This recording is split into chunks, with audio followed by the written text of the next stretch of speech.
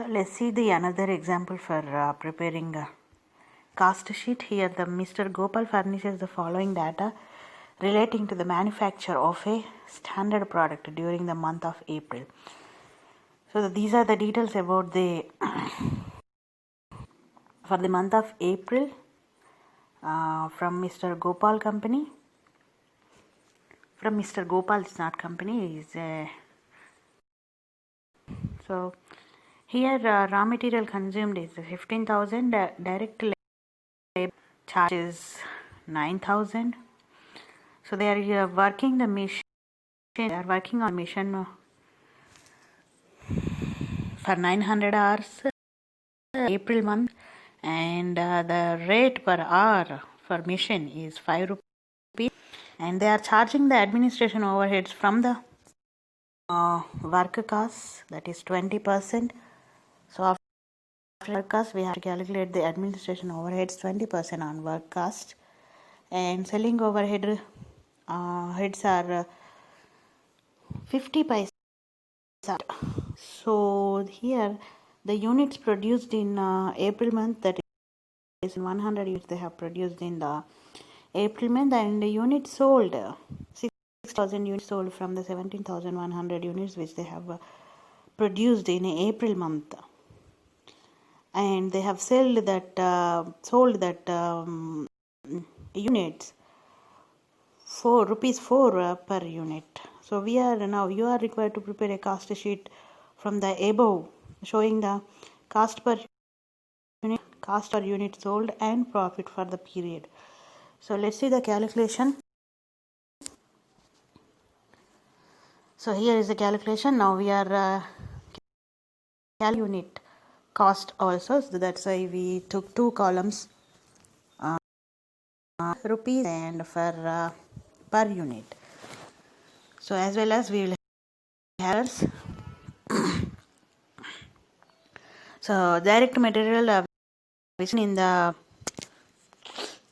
information, that is 15,000, they have used 15,000 rupees of raw material to produce 17,100 units. So we here to get the per unit, so we have to get that 15,000 with 17,100 units. So we'll get the per unit cost, that is 87 paise per unit for direct material they have spent, and direct labor, that is they have paid 9,000, and to get the per unit, so we have to divide those 9,000 rupees which the company Mr. Gopal spent for direct labor with units which they have produced in April month. Those are 17,100. So after calculation we'll get the per unit cost is 52 paisa per unit they are spending the direct labor. So here to get the prime cost we have to add the direct materials and direct labor. So after adding those two aspects we will get 24,000 rupees of prime cost, which is the major cost involving in the manufacturing. Now let's see the works cost, how the works cost is. So here the works cost means machine. The machine is the main work which is costing. Here to get the works cost, so we have to multiply the machine worked hours with the machine rate per hour. So here 900 units they have worked on machine in April month, and they are spending 5 rupees at a rate. So after multiplying the cost is 4,500 rupees they have spent on machines, which is the cost occurred from the machine. So to get the per unit cost, so we have to divide those 4,500 rupees with the units which they have manufactured, that is 17,100. So the calculation here comes as 26 paise per unit. So after adding 4,500 to prime cost, the total works cost is 28,500. which is 1.66 paisa per unit. So now we have to calculate the administration expenses. In the information they have given, they are calculating 20% on works cost as administration overhead. So here the 20%, the works cost is 28,500 and it is 20%. So that becomes 5,700 is the administration overhead. So to get the per unit cost for this administration overhead, we again, so these 5,700 divided by 7,100, which the units they have produced. So the cost is 33 paisa per unit they are spending on administration. So after adding this administration overhead, we'll get the cost of production, that is 34,200 at rate per unit, that is 2 rupees. So they are spending 2 rupees after adding after all these expenses. Now having the closing stock. The closing stock is calculated. So closing stock, that means they have spent 16,000 cell units from 17,100 units which they have produced. So there will be 1,100 closing stock will be there. So though that closing stock will be calculated at 2 rupees per unit, which they have which we have calculated our cost of production. So cost of production is multiplied with the closing stock. So that will become, the amount is 2,200. So these closing stock is deducted from the cost of production because it is remained in the company. So we have to deduct the amount of closing stock. So after deducting 2,200, the cost of goods sold is, so after deducting closing stock, so we have the cost of goods sold rupees of 32,000 at rupees per unit at 2 rupees. Now to get the cost of sales, we have to add the selling overheads. So in the information they have given, they are spending 50 paisa of selling overhead per unit. So the sold units are 16,000. So 16,000 units are multiplied with the 50 paisa. So that becomes the 80,000 are the selling overhead. So those are added to the cost of goods sold. So that becomes 40,000. So the per unit is obviously the 50 paisa per unit are the selling overheads. And here they have sold 16,000 of units at 4 rupees. So here they sold 16,000 units at rupees 4. So the total sales in rupees are 64,000. So from 64,000, if we deduct the total cost or cost of sales, which is 40,000, we will get the profit. So the profit is 24,000 per unit. They are getting 1.5 rupee. That means 1 rupee 50 paisa profit they are getting on each unit when they are selling it. So the total cost per unit is 4 rupees and the profit is 24,000. Now let's see the another example of preparation of cost sheet. Here there are the details. From the following information, prepare cost sheet. So they are having opening stock that on January 1st 2013, raw material, that is 30,500 rupees. They are having the opening stock of raw material, and they are also having the opening stock of finished goods which costing 20,400, as well as they are also having the closing stocks of raw material and finished goods. Those are the Those are at 31st January 2013. Raw materials, they have 48,500 rupees, and finished goods 10,000. And then they have purchased raw material in the month, during the month. Those are 25,000 rupees, and they're having the work in progress in the beginning of January, 8,000, and they're also having the closing work in progress, that is 9,000 in the month of January. So they made sales of rupees 95,000 in the month, and they have paid direct wages of rupees 20,400 rupees, and they are having factory expenses, those are 10,500 rupees, and office expenses, which are 5,400, and selling expenses are 3,800, and distribution expenses are 2,500. So these are the aspects which they furnishing us, and they are asking to calculate the percentage of works expenses to direct wages and the percentage of office expenses to works cost.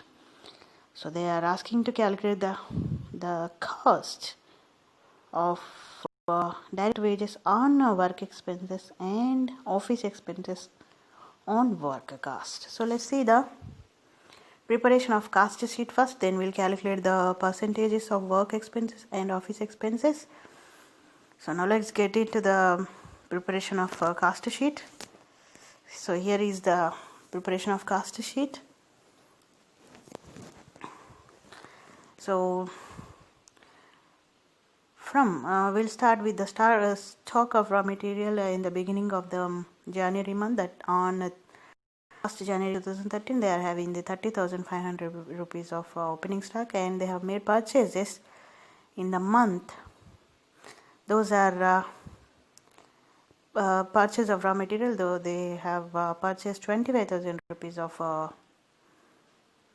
raw materials, so which becomes 5,500 rupees, and we have to deduct the closing raw material at the end of the January month, that is 48,500.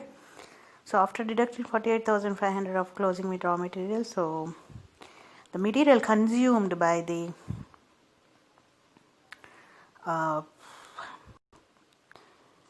consumed in the month of January, that is 7,000. Now we have to add direct wages to the material consumed. So direct wages, they are having the 20,400 rupees. So after adding this direct wages to material consumed, we will get the prime cost.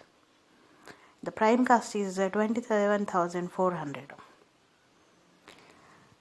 Now to get the works or factory cost, so they have given factory expenses of rupees 10,500, and they are having the work in progress in the beginning of the January on 1st January 8,000. So first we have to add those two things. So after adding that, we are getting the amount of 18,500 rupees. So they are also having closing work in progress in the end of January. So the rupees are 9,000. So these 9,000 will be deducted from the above. So after deducting, the expenses are 9,500. So these expenses are added to the prime cost. So it becomes 36,900 is the works or factory cost. Now to get the cost of production, we have to add office overheads to the works cost. They have given direct office expenses. Those are 15,400, which will be added to the 36,900. The total becomes, the cost of production becomes 42,300 rupees. Now to get the cost of goods sold, here finished goods, they have opening finished goods of rupees 20,400, and closing finished goods are also there, which are deducted from the opening stock. Now 10,000 are the closing finished goods. So after deducting closing finished goods, we'll get the 10,400 rupees of remaining finished goods. So these are added to the cost of production, that is 52,700, which becomes the cost of goods sold. So now cost of sales are to get the total cost. We have to add the selling expenses and distribution expenses. Here selling expenses are 3,800 and the distribution expenses are 2,500, which are added to the cost of goods sold. Now, after adding those two, that is 6,300 rupees of selling and distribution expenses. So these are added to the cost of goods sold. So here we'll get the total cost. Our cost of sales is 59,000 rupees, and they made 95,000 rupees of sales. So to get the profit, we have to deduct the total cost from the sales. So after deducting, we are getting the 36,000 rupees of profit for the given information for the month of January. Now let's see the calculation of overhead rates. First, the percentage of work expenses to direct wages. So work expenses rate is calculated with the direct wages. So work expenses divided by direct wages into 100. So work expenses are 10,500, direct wages are 20,500, which is divided and multiplied with 100.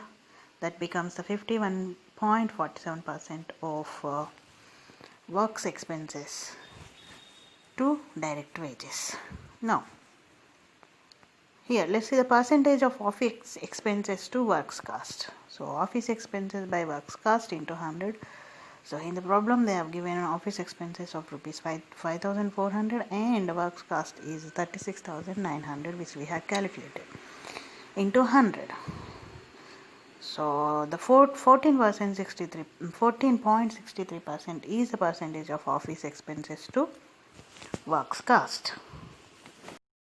So these percentages are calculate to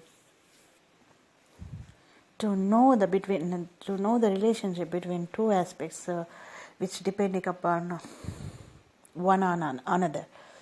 So here they are checking the percentages to get the better understanding about the expenses which they are making for manufacturing the products. So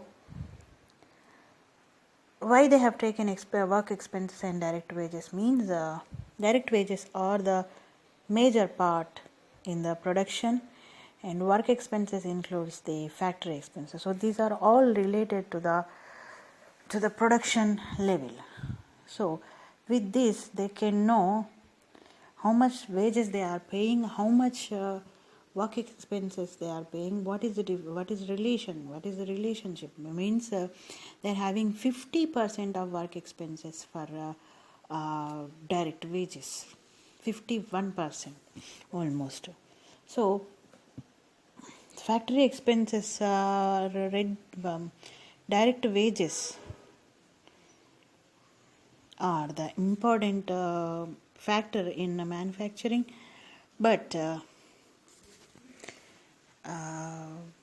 the company will try to find out the wages, how to reduce the wages, or whether they have to increase the production with the same wage expenses. So these can be understood by calculating the work expenses to direct wages percentage.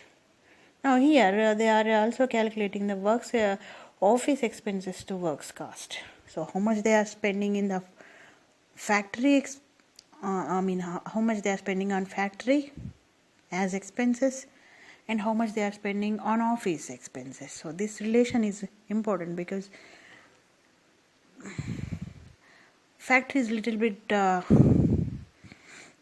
bigger than the office, because there will be different types of functions they have. each and every day should be performed. So here they are calculating.